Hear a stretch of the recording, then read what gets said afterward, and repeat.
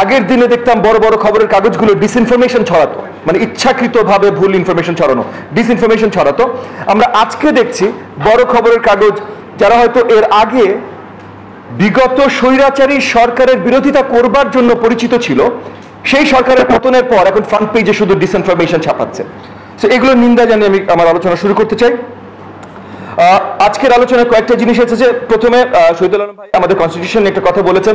আসলে আমরা যদি মিডিয়া ফ্রিডম, প্রেস ফ্রিডম নিয়ে আলোচনা আনতে চাই বা সঠিকভাবে করতে চাই, তাহলে আমাদের এই যে আর্টিকেল 39-এ যে ইনসাইটমেন্ট আর ইনডিসেন্সির দুটা সাব ক্লজ আছে, এই দুটো সাব ক্লজে আসলে হয়তো বদল আনাটা অত্যন্ত গুরুত্বপূর্ণ। ইনসাইটমেন্ট আর ইনডিসেন্সি কোথাও ওয়েল ডিফাইন্ড নাই, সো এটা না থাকার থেকে অনেক বেটার। একই সাথে শহীদুল আলম ভাই কথা বললেন যে ডিজিটাল সিকিউরিটি অ্যাক্টের নামে ওনার মানে এই আইনের আওতায় ওনার বিরুদ্ধে যে মামলা দেওয়া হয়েছিল সেই মামলাটা এখনো চলমান এবং এরকম আরো অনেকে সাফারার আছেন। আইসিটি অ্যাক্ট, আচ্ছা ওকে, বাট আমি এখানে digital security act, ICT act সবগুলোই যেহেতু অনেক দুর্ব্যবহার মানে অসৎ ব্যবহার করা হয়েছে এর আগের স্বৈরাচারী সরকারের আমলে, সেই জায়গা থেকে শফিক ভাই যেহেতু আজকে এখানে আছেন সরকারি প্রতিনিধি হিসেবে, আমি আপাতত শফিক ভাইকে ধরছি, নট জাস্ট প্রেস প্রতিনিধি, তো সরকারি প্রতিনিধি হিসেবে আমি শফিক ভাইয়ের কাছে একটা আবেদন জানাতে চাই যে এখন আমরা এই মুহূর্তে পার্লামেন্টবিহীন যে সরকারে আছি, সেখানে অধ্যাদেশের মাধ্যমে যে আইনগুলো বাতিল করা হয়েছে বা পরিবর্তন করা হচ্ছে, সেই আইনের আওতায় যতগুলো কেস ফাইল করা হয়েছে সেগুলোকে আমরা বিলীন আসলেই করতে পারি যদি again অধ্যাদেশটা সুন্দরভাবে লেখা থাকে যে জেনারেল ক্লজেস অ্যাক্ট 1897 এর আওতায় যে ওই লায়াবিলিটি গুলো যদি আমরা দেখাতে পারি যে এই লায়াবিলিটি গুলো তার উপরে বর্তাবে না। তো এইটা যদি করা হয় তাহলে এই যে আজকে শহীদুল আলম ভাইয়ের মতো এরকম অনেক যোদ্ধা আছেন যারা স্বৈরাচারী সরকারের বিরুদ্ধে কাজ করেছিলেন, তাদেরকে হয়তো আমরা আসলে একটু স্বস্তি দিতে পারি। আমরা নিউজ এন্ড মিডিয়া নিয়ে কথা বলছিলাম, তো নিউজ এন্ড মিডিয়াতে আসি। একটা আলোচনা এসেছে যে একটা ব্যবসায়িক প্রতিষ্ঠান কতগুলো মিডিয়া হাউসের মালিকানা পেতে পারে। এটা নিয়ে আসলে বড় কোনো প্রশ্ন আমি দেখি না। এখন এর জন্য আমি গণমাধ্যম আর সংবাদ মাধ্যমের পৃথকীকরণটা করতে চেয়েছি। সংবাদ মাধ্যম আসলেই কোনো ওনারশিপ স্ট্রাকচার থেকে আলাদা হতে হবে, যেটা আজিজ ভাইও উল্লেখ করেছেন। সংবাদ মাধ্যমে ওনারশিপ এবং ম্যানেজমেন্ট এই দুটো পুরোপুরি যতদিন পর্যন্ত আপনি পৃথকীকরণ করতে না পারবেন, ততদিন পর্যন্ত আসলে আপনি ইন্ডিপেন্ডেন্ট নিউজ পাবেন না, এটা হবে না। তো এটা আমরা কিভাবে করতে পারি? এটার জন্য আমি বিশ্বাস করি বেশ কিছু জিনিস দরকার আছে, বা আমার দলের পক্ষ থেকে আমরা বিশ্বাস করি বেশ কিছু জিনিস দরকার আছে। ফার্স্ট এন্ড ফরমোস্ট আমরা বিশ্বাস করি আইনগতভাবে যখনই সংবাদ মাধ্যম আসবে, গণমাধ্যম না, সংবাদ মাধ্যম, আপনার যদি নর্মাল টেলিভিশন চ্যানেল থাকে সেখানে 1 ঘন্টা নিউজ থাকে, ওই 1 ঘন্টা নিউজের জন্য, যদি সংবাদপত্র থাকে তাহলে সেটার জন্য এখানে লিগালি ওনারশিপ এবং ম্যানেজমেন্ট আলাদা করে দিতে হবে, এবং এই সংবাদ মাধ্যমটা নন প্রফিট হইতে হবে।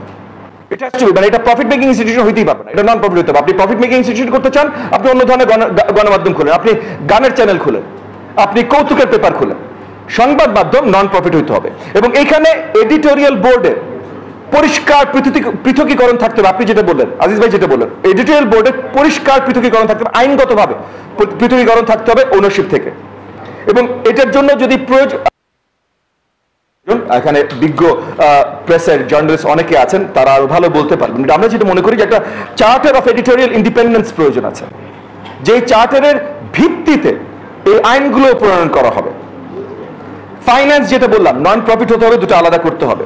এবং জার্নালিস্ট ইউনিয়ন, এই জার্নালিস্ট অ্যাসোসিয়েশনগুলোকে আরো শক্তিশালী করতে হবে। জার্নালিস্ট অ্যাসোসিয়েশনে এখানে অনেক বিজ্ঞ জার্নালিস্টরা আছেন, যেমন জাইমা আছেন, রোমিও আছেন, ওনারা যখন খবর পাবলিশ করলে আমি খুব ইন্টারেস্ট নিয়ে খবরগুলো পড়ি, কারণ ইউজুয়ালি আমি মনে করি সেটার মান অনেক বেশি ভালো হয়। তো তারা আরো ভালো বলতে পারবেন। বাট আমাদের কাছ থেকে বাইরে থেকে যেটা মনে হয় যে জার্নালিস্ট অ্যাসোসিয়েশনগুলোর দুরবস্থা কয়েকটা কারণে। পলিটিসাইজেশন একটা কারণ ভাই, পলিটিসাইজেশন রাতারাতি চেঞ্জ হবে না, কিন্তু জার্নালিস্ট অ্যাসোসিয়েশনের দুর্বৃত্তায়নের একটা বড় কারণ হলো যে আমাদের জার্নালিস্টদের না আছে ট্রেনিং সঠিকভাবে। এখানে আমি ওভারঅল বলছি, আমি একজন দুজনের কথা বলছি না।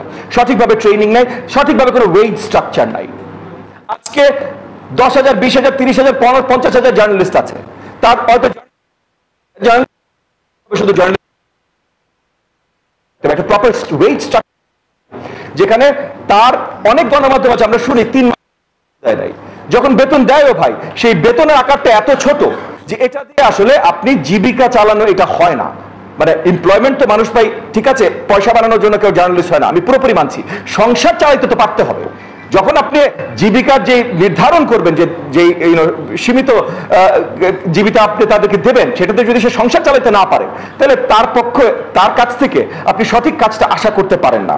সো এই জায়গাগুলো যদি আমরা যদি ওয়েজেস, এগেন আইনগতভাবে বহু দেশে আছে ভাই, আমরা যদি ওয়েজ স্ট্রাকচার তৈরি করে দিতে পারি, আমরা যদি এগেন জার্নালিস্টদের ট্রেনিং এর ব্যবস্থা করতে পারি, তাহলে ওখান থেকে আমরা দেখবো যে সে জার্নালিস্ট হয়ে যাচ্ছে না, এত সহজে পলিটিসাইজেশন হচ্ছে না, এবং তখন ওই অ্যাসোসিয়েশনগুলোর ভিতরে তাদের নিজেদের শক্তিও বাড়বে। আমাদের প্রেস কাউন্সিল অ্যাক্ট 1974 আছে, যেখানে আপনার এনফোর্সমেন্টের কোনো ক্ষমতা নেই। এগেন আমি পুরোপুরি যে ন্যাশনাল মিডিয়া কমিশন যে রিপোর্টটা দিয়েছে, যেটা নিয়ে আজকে আলোচনা উঠেছে, এটা পড়ার সৌভাগ্য আমার হয়নি। আমি নিউজের দুই একটা জিনিস দেখেছি, সেখানে বোধহয় আমি দেখেছি যে এটা এনফোর্সমেন্ট বোর্ডে ওটার ভিতরে দেয়া আছে। তো সেটা থাকলে খুবই ভালো। এই জিনিসগুলো অত্যন্ত দরকার। আপনি শুধু বসবেন, কথা বলবেন, কিছু এনফোর্স করতে পারবেন না। সরি, আমি এখনই শেষ করছি, তাহলে হাসিনার আমলের ইলেকশন কমিশনের মতো হয়ে যাবে। সো ছোট্ট করে জাস্ট জার্নালিস্টের প্রোটেকশনের কথা বলে আমি শেষ করছি। আমরা যেটা মনে করি, জার্নালিস্টের প্রোটেকশন যদি করতে হয়, ওই যে again ICT act, digital security act, এগুলো একদম ঢালাওভাবে বদল বা বাদ করতে হবে। প্রেস কাউন্সিল এই অ্যাক্টকে ক্ষমতা দিতে হবে। ন্যাশনাল মিডিয়া কমিশন যেটা হচ্ছে, এগেন আমরা সাধুবাদ জানাই। জার্নালিস্টদের জন্য একটা সেফটি ফান্ড আলাদা করে হয়তো তৈরি করা উচিত সরকারের অধীনে।